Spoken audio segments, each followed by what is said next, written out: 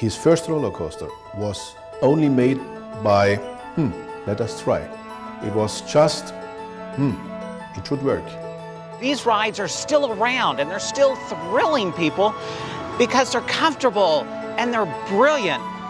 And almost 50 years later, they're just still so much fun.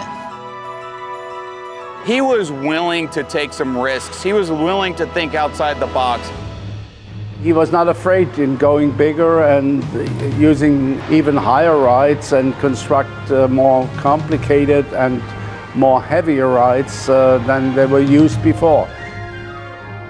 On some of his tracks, when he wanted to do it, he could put a bucket of water in the car on a fast curve and not spill a drop of water. He was that good. And now when you walk into a park and you can see it from a mile away. You just know that that's one of his rides when you see it.